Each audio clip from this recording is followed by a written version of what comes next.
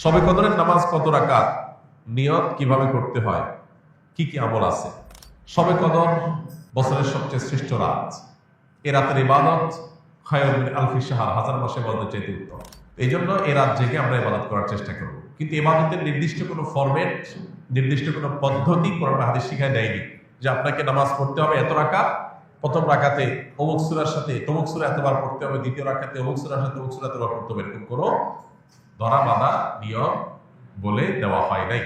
অতএব শবে কদরের নামাজ বলতে আলাদা কোনো ফরম্যাটের নামাজ নাই। আপনি দুই রাকাত করে নামাজ পড়বেন, ধীরে ধীরে সুন্দর করে যে কোনো সূরা দিয়ে পড়তে পারেন, যে কোনো সূরা যে কোনো সংখ্যকবার পড়তে পারেন, নির্দিষ্ট কোনো ফরম্যাট ঠিক করা নেই। শবে কদর উপলক্ষে একটা জিনিস শুধুমাত্র হাদিসে শেখানো আছে, এটা একটা দোয়া, আল্লাহুম্মা ইন্নাকা আফুউন তুহিব্বুল আফওয়া ফাআফু আন্নি। আল্লাহ আপনি ক্ষমাশীল, ক্ষমাকে পছন্দ করেন, আমাকে ক্ষমা করে দিন। এর বাইরে শবে কদরের নামাজ বলতে আলাদা নিয়মের কোনো নামাজ নাই। নামাজের বাইরে আপনি কোরআন তেলাওয়াত করবেন, দোয়া করবেন, জিকির আজকার করবেন, তাসবিহ তেলাওয়াত করবেন, বিভিন্ন নেক আমল করবেন, দ্বীনি বই পুস্তক পড়বেন, বিভিন্নভাবে আপনি রাতটাকে কাটাবার চেষ্টা করবেন। শবে কদরে কি আসলে ভাগ্য পরিবর্তন হয়? ভাগ্য পরিবর্তন করতে কি কি আমল করা দরকার? ভাইরা আমার, লাইলাতুল কদরে মানুষের ভাগ্য লিপিবদ্ধ হয়। ভাগ্য লিপিবদ্ধ হওয়ার 4-5টা স্তর আছে, 4-5টা লেভেল আছে।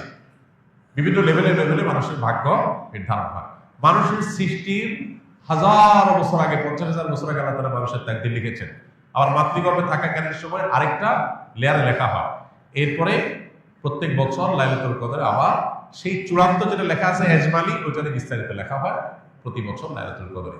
কোরআন কারীমে সূরা দুখানে আল্লাহ বলেছেন, ইন্না আনজালনাহু ফী লাইলাতিন মুবারাকাহ ইন্না কুন্না মুনজিরিন ফীহা ইউফরাকু কুল্লু আমরিন হাকীম। আল্লাহ বলেছেন, আমি এই কোরআনকে নাযিল করেছি বরকতময় রাতে। কোরআন কোন রাতে নাযিল হয়েছে? শবে বরাতে না শবে কদরে? শবে কদরে। সেই রাতে আল্লাহ বলছেন ফীহা, অর্থাৎ সেই বরকতময় রাতেই ইউফরাকু কুল্লু আমরিন হাকীম, সব গুরুত্বপূর্ণ বিষয়গুলোকে আল্লাহ তাআলা ধার্য করেন। এখান থেকে বোঝা যায় লাইলাতুল কদরে সব মানুষের ভাগ্য নির্ধারণ। এখন কত ভাগ্যের জন্য ভালো নির্ধারণ হয়, তার জন্য কি করার আছে? সবচেয়ে বড় করা হলো ঈমান এবং তাকওয়া অবলম্বন করা। আল্লাহ বলেছেন যে ওয়ালাউ আন্না আহলাল কুরআ আমানু ওয়াত্তাকাউ লাফাতাহনা আলাইহিম বারাকাতিন মিনাস সামা। কোন জনপদের মানুষ ঈমান আর তাকওয়া আনলে আল্লাহ তাআলা বলেন আসমান থেকে বরকতের সব দুয়ারগুলো উন্মোচন করে দিবেন। আপনার ভাগ্যে ভালো কিছু লেখা হোক চাইলে আপনাকে ঈমান আমলের চর্চায় এগিয়ে যেতে হবে। আমাদের দেশে মানুষ সব রাতে মসজিদে ভিড় করে, সারা বছর নামাজ কালামের খোঁজ খবর নেই, সব রাতে মসজিদে এসে ভিড় করছে। কেন? ভাগ্যে যেন ভালো কিছু লেখা হয়। একজন চেয়ারম্যান সরকারের কাছ থেকে রিলিফ পাইছে বা জনগণকে বন্টন করার জন্য জিনিসপত্র পাইছে।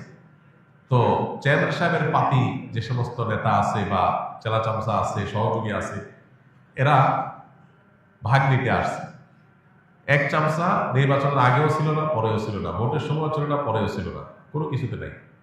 এখন যখন সরকারি চাইনা এসে হাজির হয়ে গেছে, গমা এসে হাজির হয়ে গেছে, সে এসে ভাগ নিতে হাজির হয়ে গেছে। কি বলেন, এ পাবে ভাগে? আর যে সবসময় ছিল, ও যদি এদিন হাজির নাও হইতে পারে, তারপর চেয়ারম্যান সাহেব তার জন্য ঠিকই রেখে দিবে যে তুমি এগুলো বন্টন করো তোমার এলাকায়। একইভাবে আল্লাহ রাব্বুল আলামিনের আনুগত্য যদি আমরা সবসময় করি, ইনশাআল্লাহ আল্লাহ আমাদের নসিবে ভালো কিছু দিবেন। এক রাতের ইবাদত করে সব নিজের পক্ষে নিয়ে নিব, সারা বছর আকাম করবো, এটা সঠিক পদ্ধতি না। দ্বিতীয়ত হলো লা ইয়ারদ্দু তাকদীর ইল্লা দুআ। দোয়া এমন একটা হাতিয়ার যে আল্লাহ তাআলা তাকদীরের দুইটা পার্ট আছে, একটা গায়রে মুবরাম, একটা মুবরাম, একটা চূড়ান্ত, একটা অচূড়ান্ত। অচূড়ান্ত তো আমাদের দৃষ্টিতে, আল্লাহর দৃষ্টিতে সেটাও চূড়ান্ত। আল্লাহ জানেন যে আমরা সেটাকেও দোয়া করে পরিবর্তন করে নিব। তো দোয়ার মাধ্যমে ওই তাকদীর পর্যন্ত আল্লাহ পরিবর্তন করেন। এই জন্য বিশেষত দোয়া করতে হবে, লাইলাতুল কদর হোক অন্য সময়, ইনশাআল্লাহ আল্লাহ তাআলা ভাগ্যে ভালো কিছু দান করবেন। শবে কদরে নাকি সকল গুনাহ মাফ করা হয়। তাহলে বান্দার হক যারা খেয়েছে এবং শিরকের গুনাহ, এগুলো কিভাবে মাফ হবে? আল্লাহ তো বলেছেন হাশরের ময়দানে সবকিছুর হিসাব দিতে হবে। শবে কদরে সব গুনাহ মাফ হবে, কিন্তু বান্দার হক তো মাফ হবে না ভাই। বান্দার হক বান্দার কাছ থেকে আদায় করে মাফ চেয়ে নিতে হবে, মাফ পেয়ে নিতে হবে, তা না হলে মাফ হবে না। আমরা অনেকে মোছে তাও দিয়া বসে আছি যে শবে কদর সব মাফ করে দিবি, তাইলে চুরি দাঁড়ি ডাকাতি 2 নম্বরে যা কিছু করলাম, এক শবে কদরে ইবাদত করলেই তো সব মাফ। দেখুন, ইসলামের সাথে অন্য সব ধর্মের এখানে একটা মৌলিক পার্থক্য। খোদ ইয়াহুদিরা, আল্লাহ কোরআনে তাদের সম্পর্কে বলেছেন, ইয়াহুদিরা বলে লান তামাসসানান নারু ইল্লা আইয়ামান মাদুদা। তারা বলে আমাদেরকে আগুনে জাহান্নামে কয়েকদিন থাকা লাগবে। এরপর আমরা জানাতে থাকি, তাহলে আর অপরাধ না করার কারণ নাই তো। তাহলে অপরাধ না করে থাকতে কি দুঃখ, অল্প কাজে থাকা লাগবে, অনন্তকাল আমরা জান্নাত অটোমেটিক আমাদের গ্রান্টেড। এই জন্য তাদের অপরাধ থেকে বাঁচার কোনো গরজ নাই।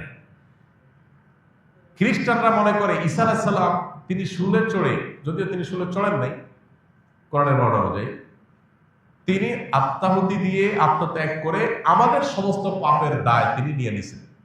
এটা কারা মনে করে? খ্রিস্টানরা।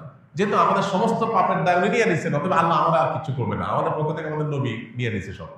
এই জন্য তাদেরও কোনো পাপ না করার ব্যাপারে কোনো গরজ। ইসলাম এমন এক দিন, যে দিন বারবার করে কোরআনের পাতায় পাতায় বলেছে ও আল্লাহ তাজিরু ওয়াজিরাতুন বিজরা উখরা, কারোর পাপের বোঝা আর কেউ বহন করতে পারবে না, কোনো অপশন নাই।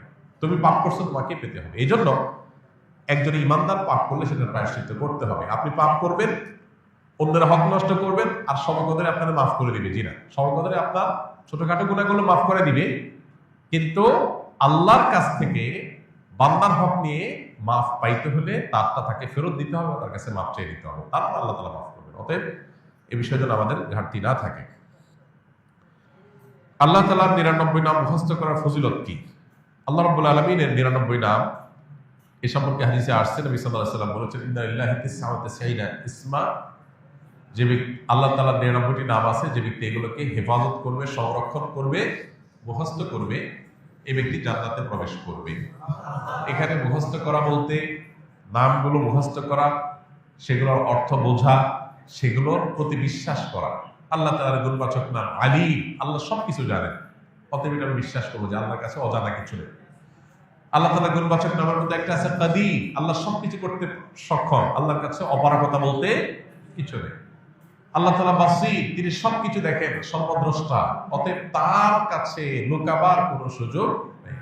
এভাবে আল্লাহর 99 নামের প্রত্যেকটার অর্থ বুঝে বুঝে আপনি সেটা অন্তরে বিশ্বাস করলেন, এটাই হলো প্রকৃত অর্থে সংরক্ষণ।